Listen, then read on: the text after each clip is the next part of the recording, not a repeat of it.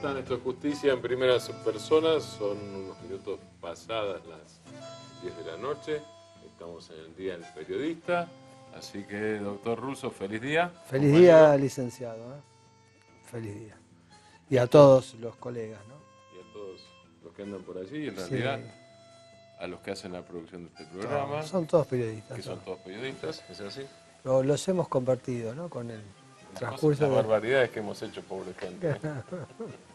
Pobre gente. Hay una frase que a mí me divierte decir, que tiene muchas excepciones, que cualquiera puede ser periodista. ¿Alguna vez se lo dije a alguien como elogio? Pero se ofendió. Pero es verdad, yo lo me dijo, me estás tratando de tarado, me dice. Digo, no me entendiste. Obvio, claro, cualquiera puede ser periodista, cualquier burro es periodista. Esa cosa puede, pero la mía no era esa. Pero el tema es de la voluntad, de la voluntad y al que le guste. El que le guste, tal cual. Sin pasar por la facultad. Sí, y sin colegiación. Si querés pasar por la facultad, empezando a trabajar a ver si te gusta y tal cual. Seguro que te enganchás. Seguro que te enganchás. Fíjate que se enganchó gente acá que no tiene 18, 19 o 20 años, ¿no es cierto? Sí. Que terminan produciendo el programa, participando del programa, hablando por radio, viniendo a la tele. Sí, aparte, y lo más difícil que es discernir la noticia. Es decir, mirá que hoy se habló mucho de este tema y vamos a hacer... Tal cual. Que es importante eso para el periodismo. Es una enfermedad contagiosa. Es contagiosa. Me parece que es una enfermedad contagiosa. Tal cual. Y en este mismo programa, sobre el final del programa, vamos a demostrar que el periodismo es una enfermedad contagiosa. Yo tenía un textito por acá, Quique. A ver si esto... Sí, sobre el Día del Periodista, ¿no? Sobre el Día del Periodista. Como licenciado y historiador, sí, tal cual, la tenés que dejar así chiquita, ¿no? Sí, la letra es chiquita, lo único, pero bueno. El Día del Periodista es porque se fundó la Gaceta de Buenos Aires un 7 de junio, como hoy, de 1810. La revolución es el 25 de mayo, unos días después. El primer ejemplar, ¿no? El primer ejemplar sale el 7 de junio de 1810.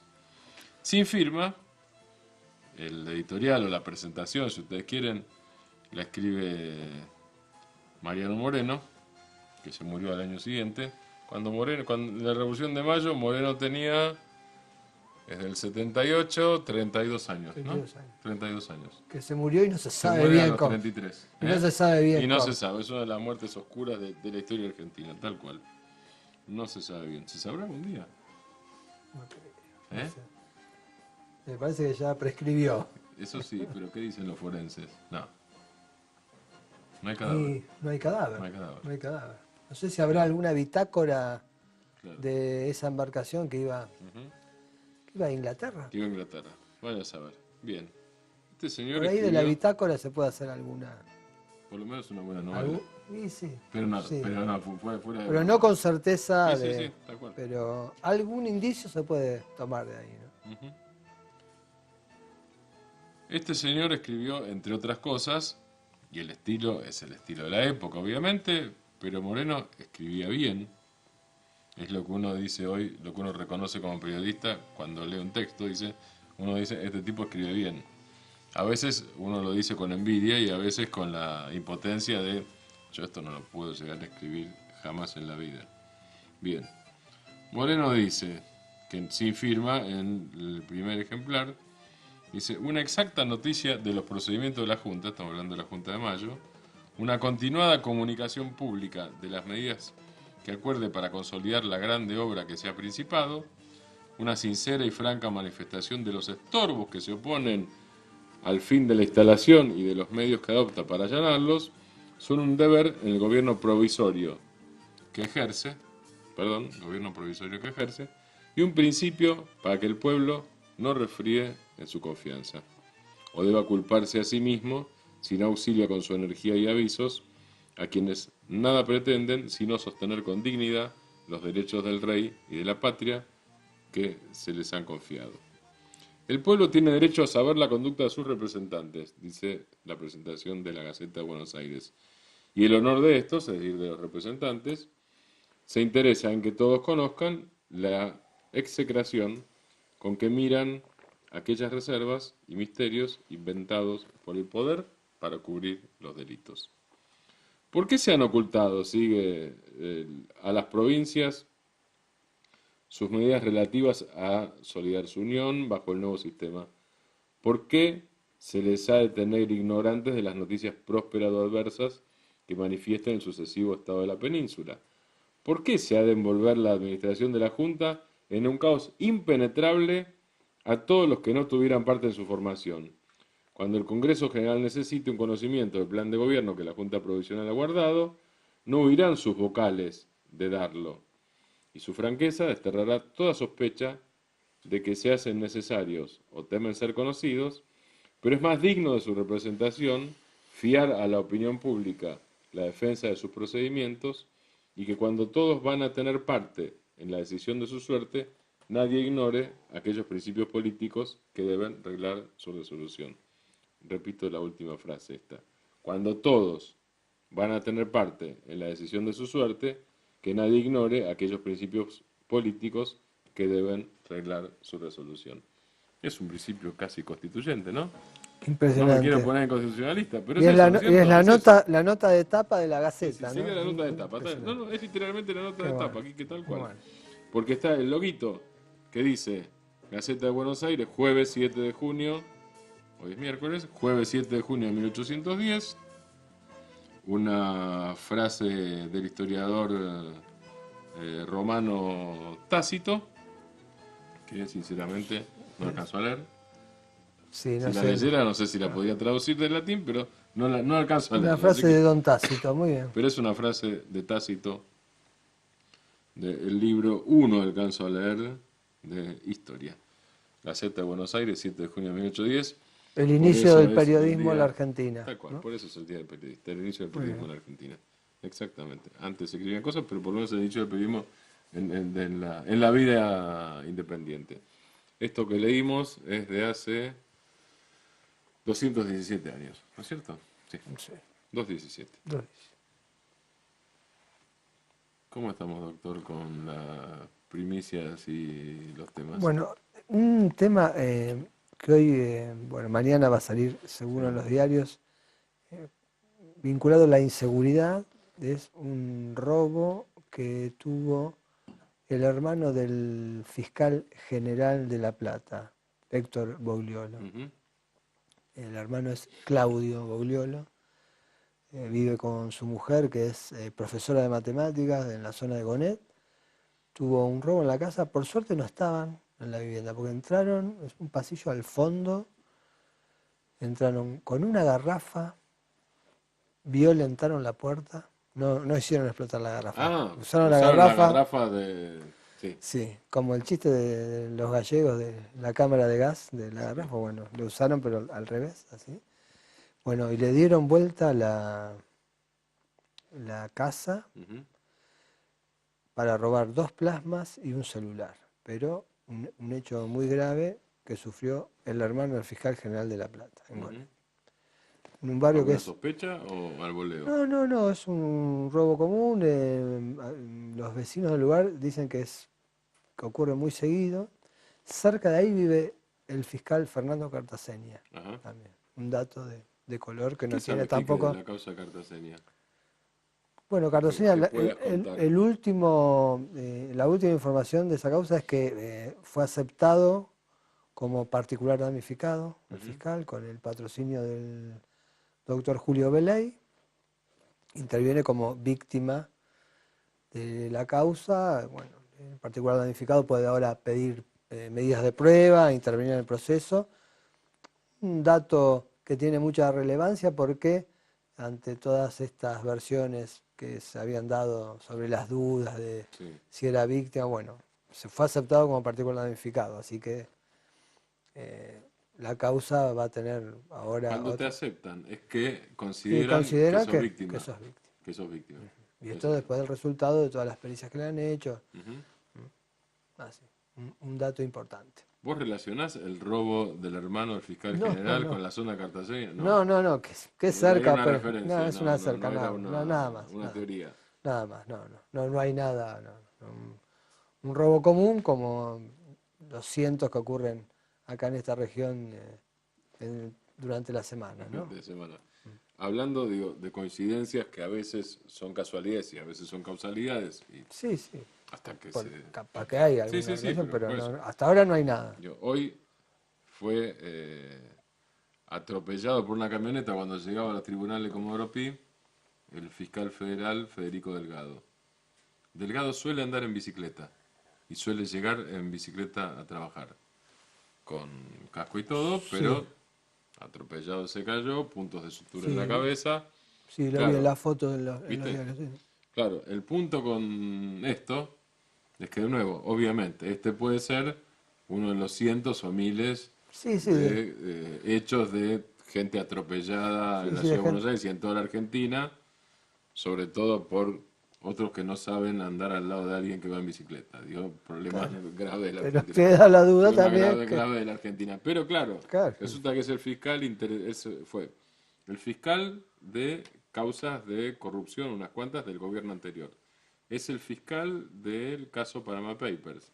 Y es uno de los fiscales que viajó a Brasil por el por la overderecho. información, si es que hay, si es- veremos, digo, Sí, igual sí, alguna ya va trascendiendo, en el pero no marco de importa. esta mega Pero eso en el causa marco de la causa internacional o que de se, alcance internacional de las coimas de la gran constructora brasileña Odebrecht, una de las empresas no solo más grandes de Brasil, sino más grande del mundo. Delgado llegó hace 2 días a Buenos Aires de vuelta de de Brasilia Brasil y y hoy la noticia fue esta. De nuevo, obviamente, puede ser, y yo no estoy sugiriendo que sea otra no, cosa, no. porque no lo sé, Si no hay, pero no hay datos no hay datos. certeros, pero sí, Pero obviamente la suspicacia hoy en tribunales, seguro. entre jueces, magistrados, fiscales, periodistas, etcétera, etcétera, era qué casualidad. Punto. Y hasta ahí Ya está llega, ahí. hasta, en este caso, no hasta que no se demuestre lo contrario, sino hasta que no haya evidencia de lo Sí, contrario, sí. ¿no? Porque Que en el obviamente alguno estará periodismo buscando. no Uno tenemos, piensa mal primero, no ¿no? Y tenemos que después, tener la certeza de tal la cual. Sí, justicia, sí, ¿no? sí. Uno tiende a pensar mal primero, o por lo menos a preguntarse Seguro. lo que es chanta, que creo que vamos a coincidir. Lo que es chanta es dar esa pregunta como una segunda, como una nueva certeza. Claro, claro.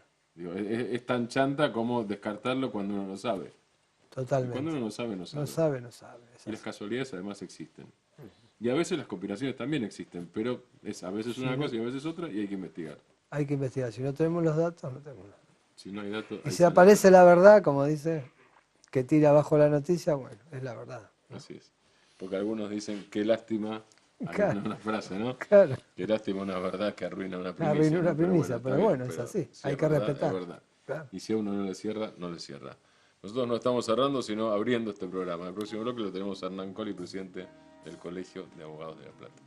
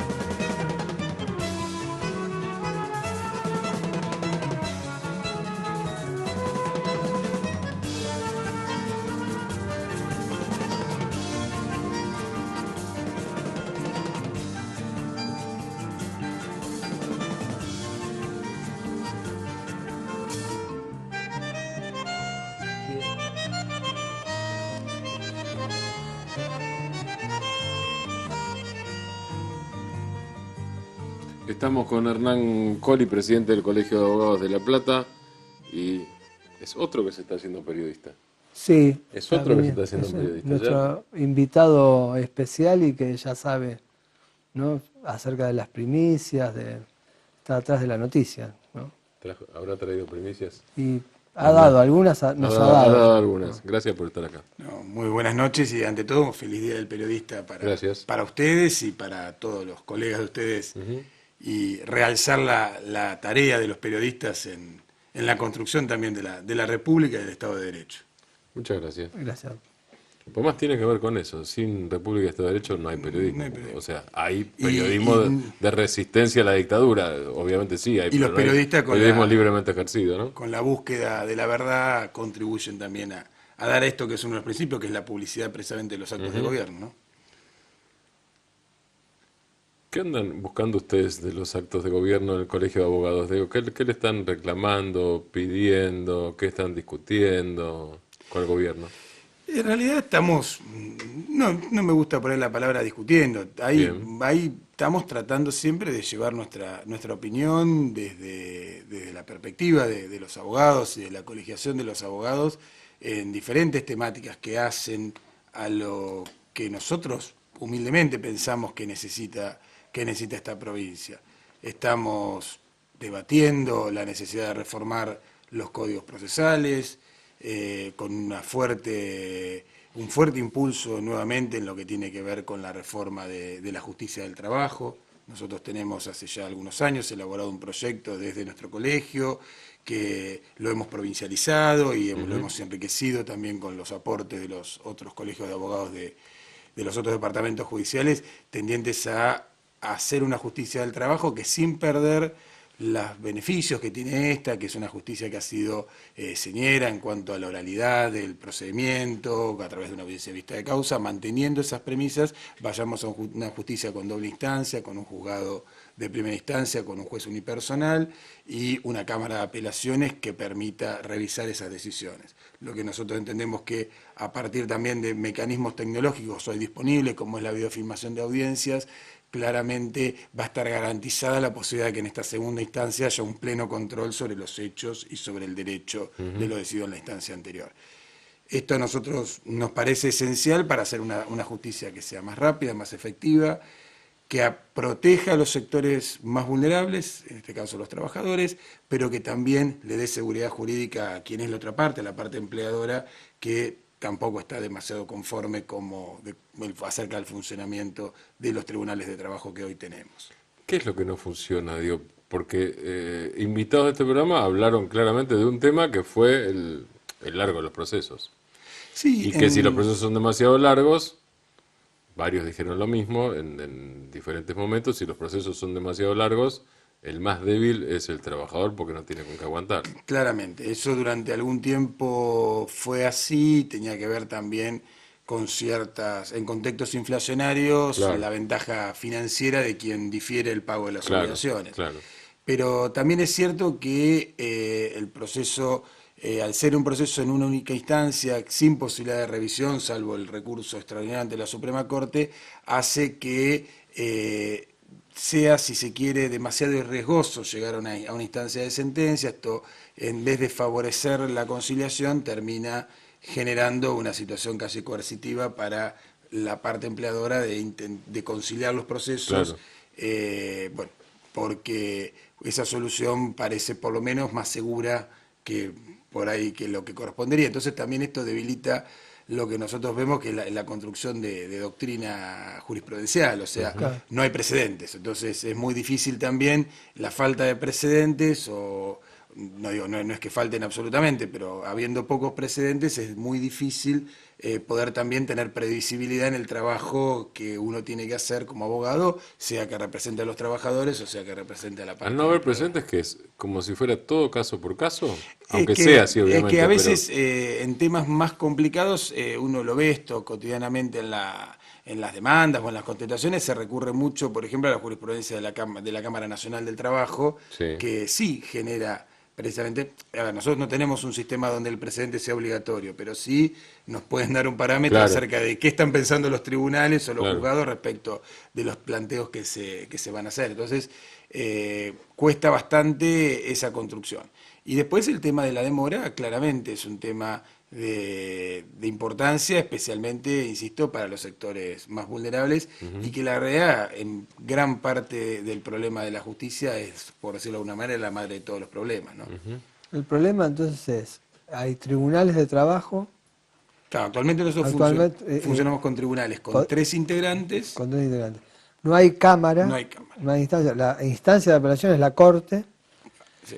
Y ahí está la demora de los procesos, porque hay que llegar Bueno, a la Corte. cuando se llega a la Corte claramente hay una demora adicional, pero aún en el tránsito de lo que es esa única instancia, el tribunal, digamos, el proceso va más o menos rápido en la etapa constitutiva, superadas a veces las dificultades que tiene todo proceso de notificaciones, y después de ahí, por ahí se extiende demasiado la etapa probatoria y la fijación de lo que es la audiencia de vista de causa, Claro. que es donde debe dirimirse el tema.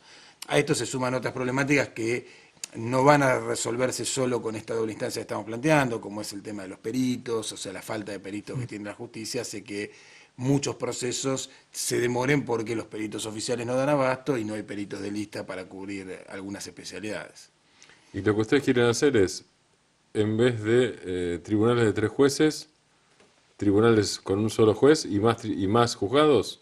Claro, o sea, con los mismos Sería recursos eso. que hoy nosotros tenemos, podemos tener mayor cantidad de juzgados. Esta experiencia ya se dio, por ejemplo, en el Foro de Familia, Sí. donde cuando se desmembró los temas de familia del Foro Civil y Comercial, se crearon tribunales colegiados primeramente, y después esos tribunales colegiados se transformaron en juzgados unipersonales, y en este caso, bueno, la alzada fue la Cámara Civil, que asumió también la competencia Claro, en temas de y familia. impulsar una Cámara del Trabajo también. Claro, A claro. la larga va a haber una Cámara de Trabajo, habrá que discutir si esas cámaras de trabajo tienen que estar una por departamento judicial o se puede absorber ese trabajo con cámaras regionales, como sucede en el Foro Contencioso, pero la lógica es esa, es dar más oralidad, más seriedad, pero también más previsibilidad en cuanto al funcionamiento. ¿Cuántos juzgados deberían quedar o podrían quedar, cualquiera de las dos cosas?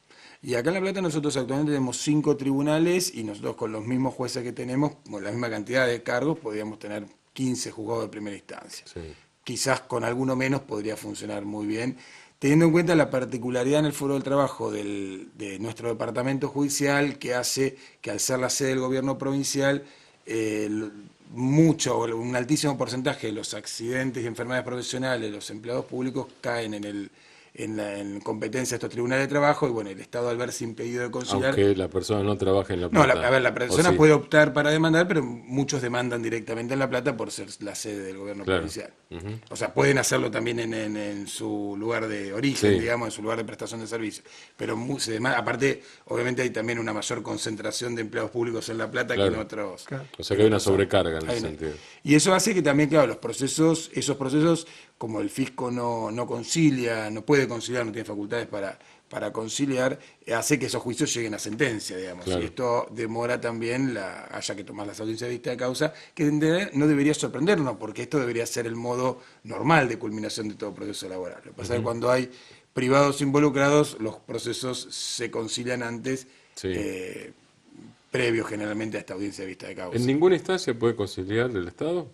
El Estado no, No. como regla no, requiere una serie de autorizaciones muy particulares, porque bueno, esto hace a la defensa del interés público. Ujú.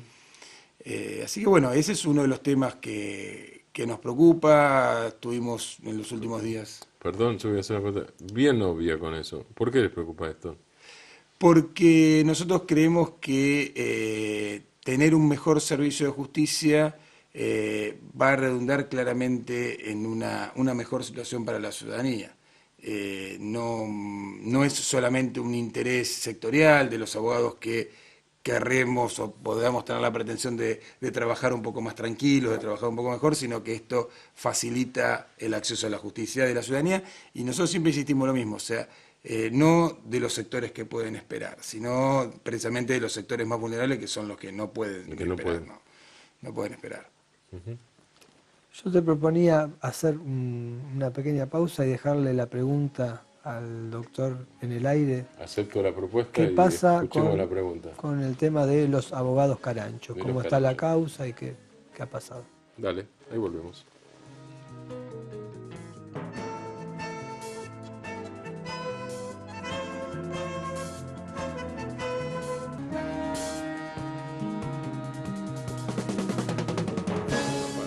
Ahí está.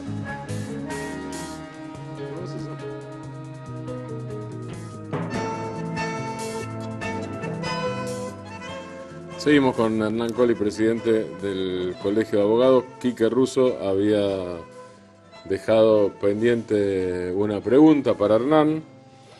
Sí, ¿Qué pasa? con la causa de los Caranchos hubo novedades en los últimos días.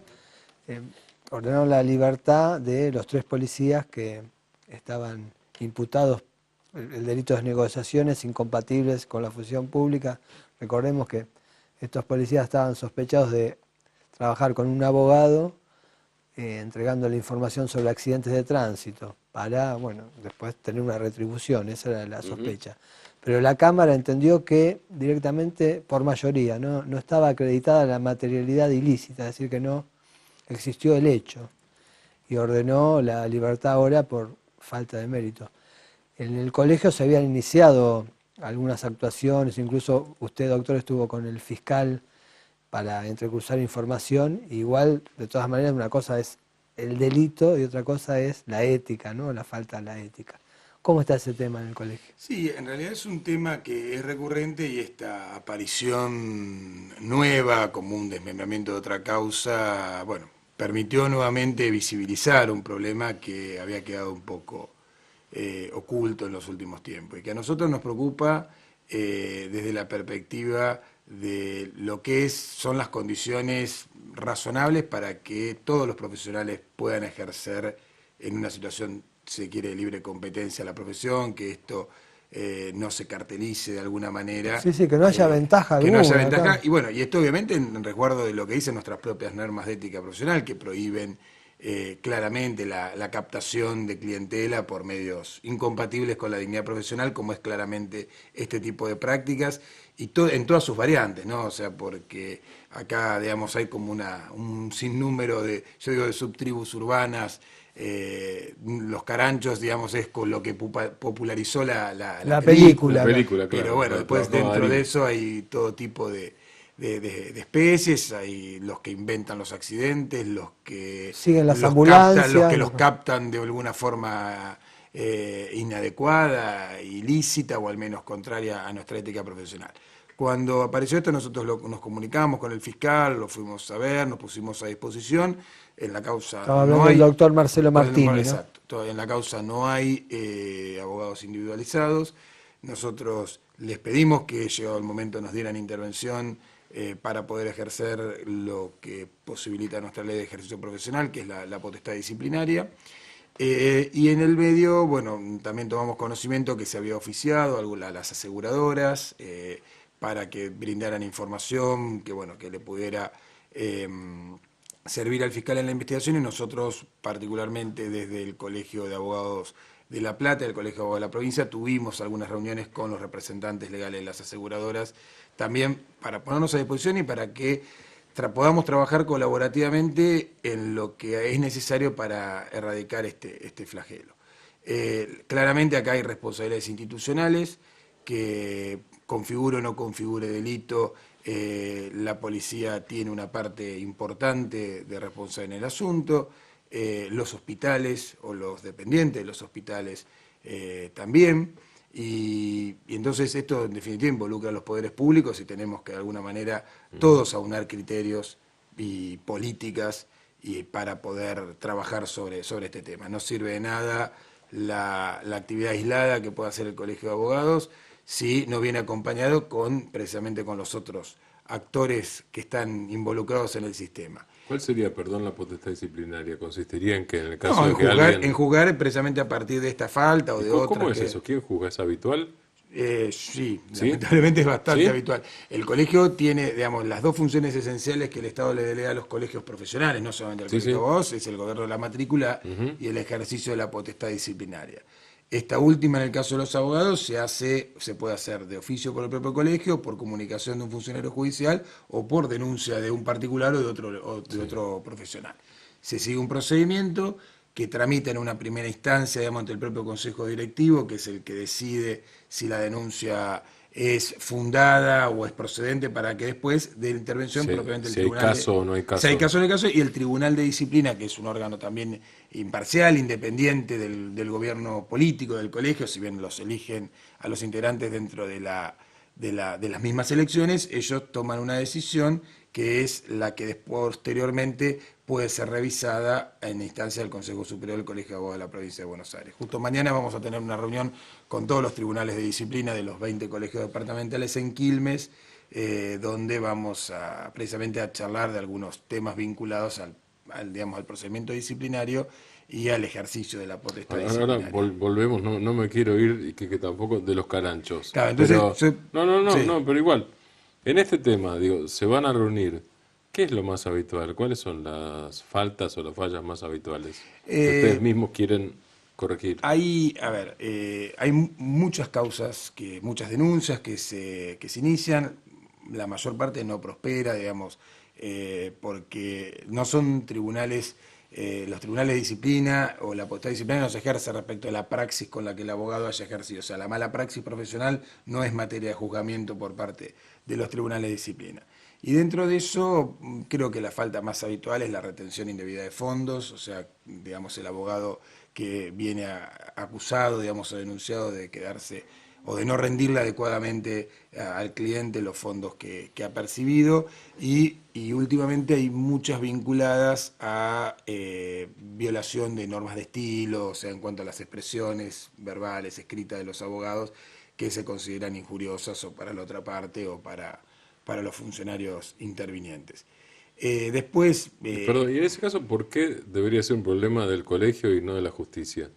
Porque precisamente, a ver, este es el eje central precisamente de la discusión acerca del ejercicio de la potestad disciplinaria. ¿De esto van a discutir mañana en Quilmes? No puntualmente, porque nosotros creo que de este lado estamos bastante de acuerdo todos con esto. Okay.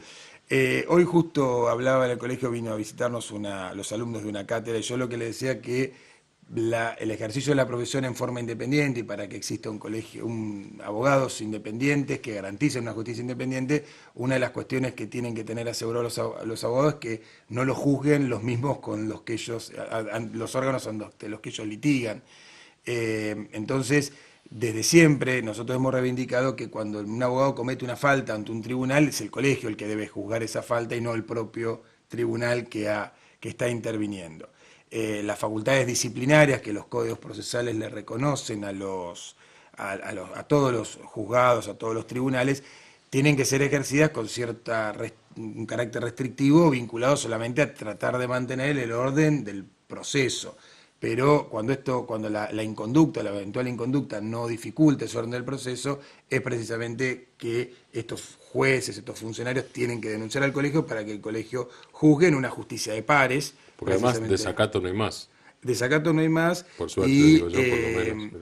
No, pero además pasa, por ejemplo, esto de las normas de estilo tiene que ver con valorar, o sea, dentro de nuestras normas de ética, el abogado está obligado a poner todo su esfuerzo y todo su conocimiento en la defensa de los intereses del cliente.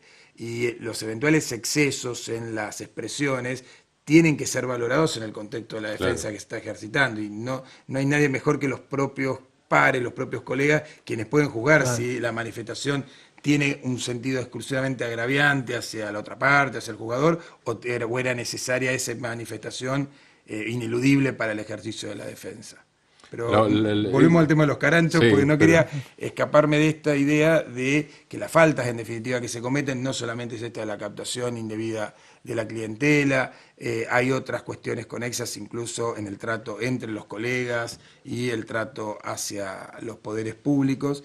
Y bueno, cuando han llegado causas de esta característica, dentro de los colegios y de los tribunales de disciplina, se las ha investigado y se las ha juzgado, que pueden derivar en diferentes tipos de sanción de acuerdo a la gravedad de lo que se verifique, desde una advertencia hasta la suspensión o eventualmente la exclusión de la matrícula cuando son reincidentes. Y eso es como el destierro, ¿no? Sí, en realidad es como... O el destierro profesional, digo. En realidad, bueno, cualquier sanción es una mancha, digamos, en el legajo del profesional.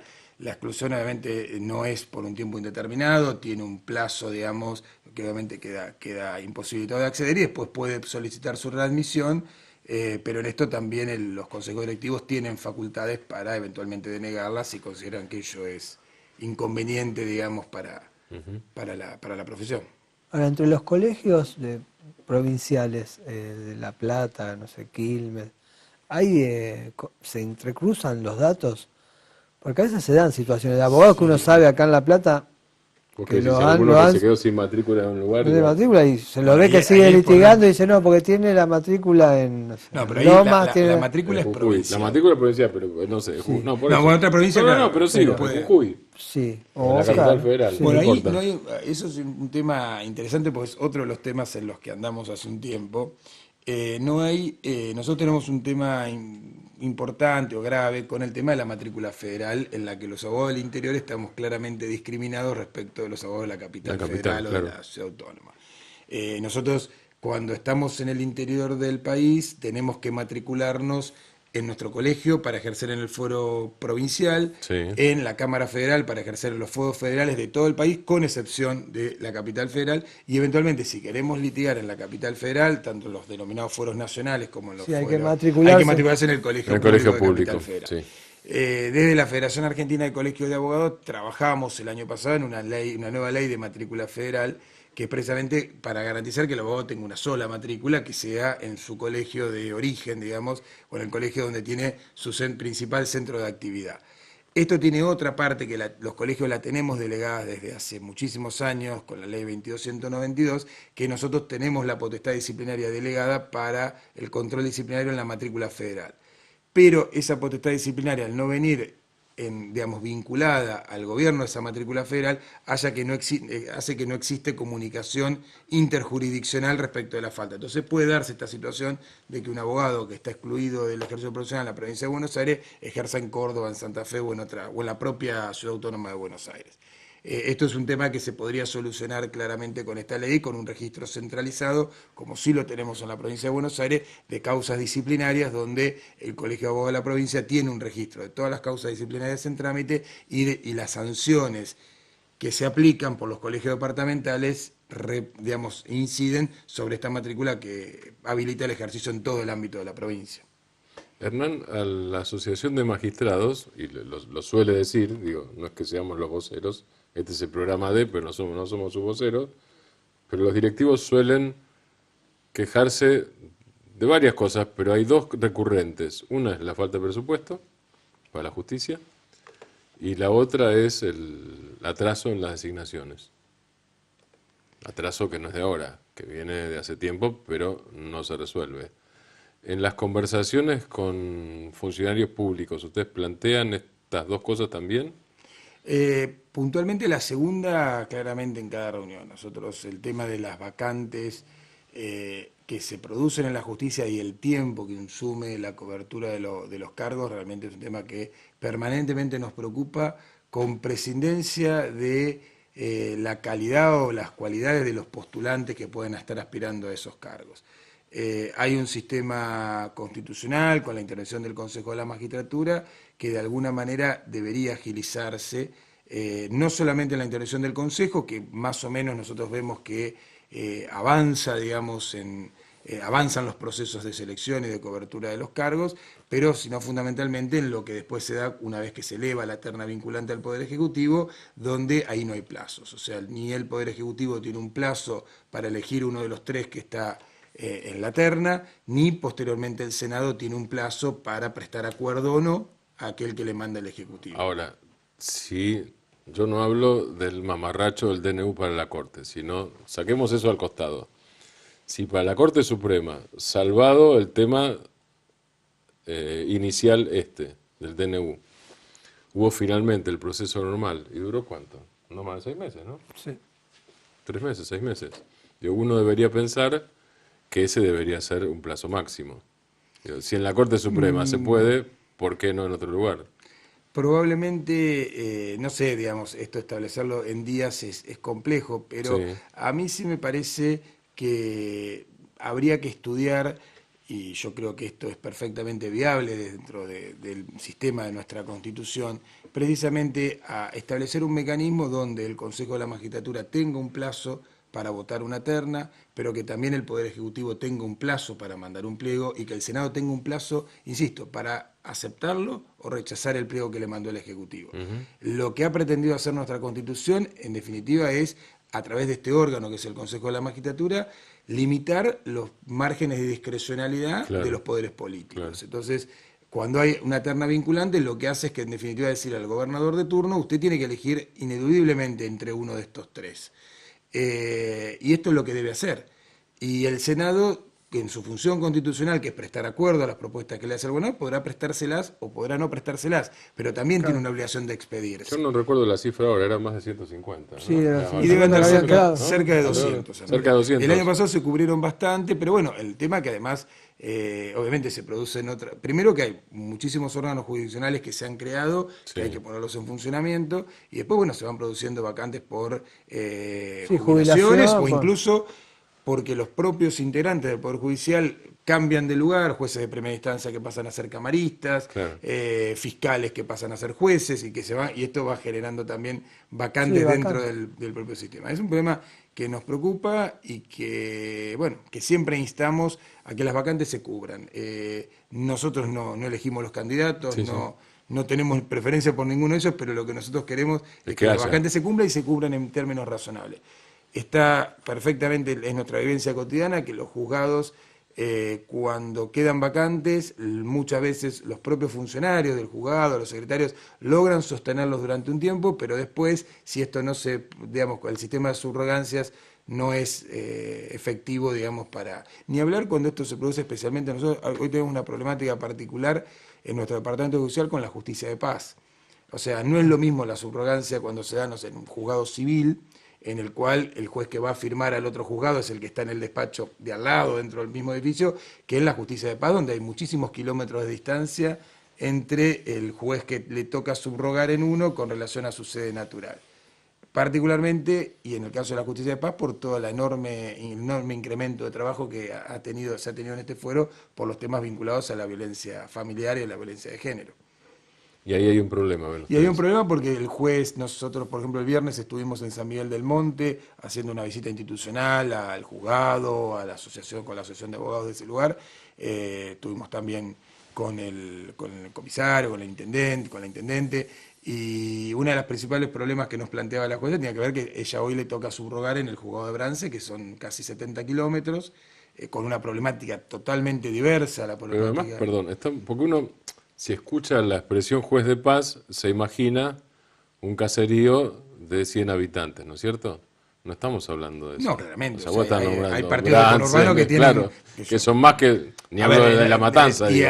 esos tienen alguna competencia restringida porque Sí. hay alguna diferencia que hace la ley, pero sí es cierto, digamos, O sea, los partidos es- que no claro. son cabecera de departamento judicial Claro. tienen un juzgado de paz. Esa jueza que se queja, además de quejarse de los kilómetros, en realidad debe tener jurisdicción sobre el equivalente de alguna provincia de la Argentina. No sé, en este No momento sé de tanto memoria, porque San Miguel pero- le toca resolver sobre San Miguel del Monte, que bueno, no quiero ofender a los habitantes, no sé cuántos habitantes tendrá, Sí. pero debe tener cerca de 20.000, 25.000 el partido, Sí. y Brance, que es un poco más grande, que debe andar cerca de los 40, 50.000. Bien. Lo que pasa es que ya la problemática es diferente entre un lugar y otro, y además pierde la esencia del juez de paz, que es el juez que está cerca de la gente. Claro. Cuando el juez está a 60 kilómetros de distancia, en rutas que a veces no son las óptimas para trasladarse, ni tiene las mejores condiciones, le cuesta muchísimo poder cumplir la tarea adecuadamente en los dos lugares. Y quedaba otra. Vos me decías, en la segunda claramente sí, que era El tema de la comercial cobertura. con la cobertura, y yo te preguntaba también por el tema de los recursos. El tema de los recursos, quizás, a ver, a mí me cuesta pensar que todos los problemas del país, no los de la justicia, los del país son problemas presupuestarios. Yo creo que claramente la justicia de la provincia de Buenos Aires, si uno la compara nomás con el resto de los poderes judiciales del país, hoy está claramente en una situación de desventaja, o sea, el presupuesto es inferior o lo que perciben los funcionarios, los magistrados, perciben, los creo propios que- empleados, no los coloca bien en el ranking. Sí. Pero bueno, Creo también que esa es la realidad de nuestra provincia. puesto 18 sobre 24, ¿no? Me parece. También Creo que es la realidad de nuestra Sí, provincia en otros aspectos.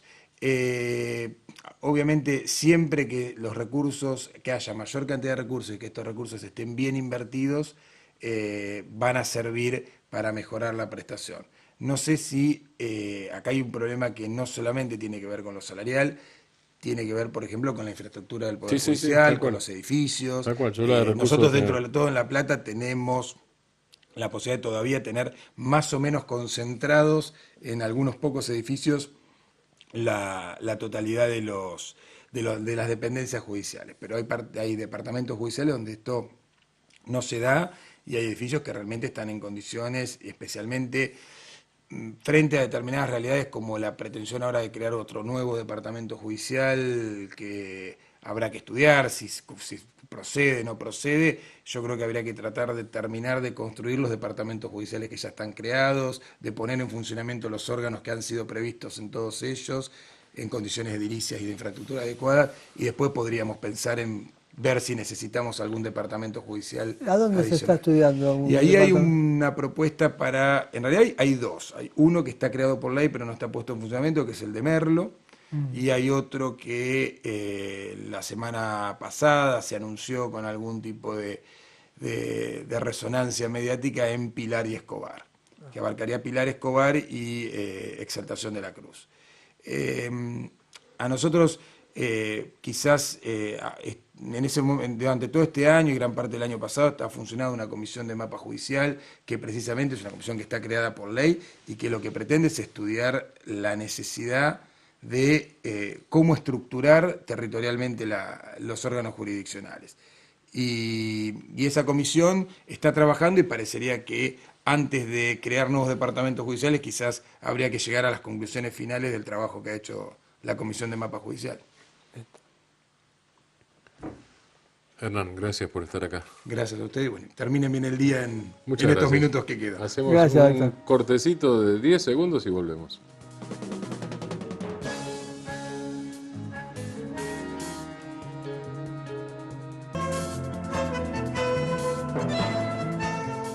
Recién hablábamos de recursos, Quique, con Hernán Corio, presidente del Colegio de Abogados de La Plata. El gobierno de la provincia de Buenos Aires, la gobernadora María Eugenia Vidal, convocó a los docentes para el lunes.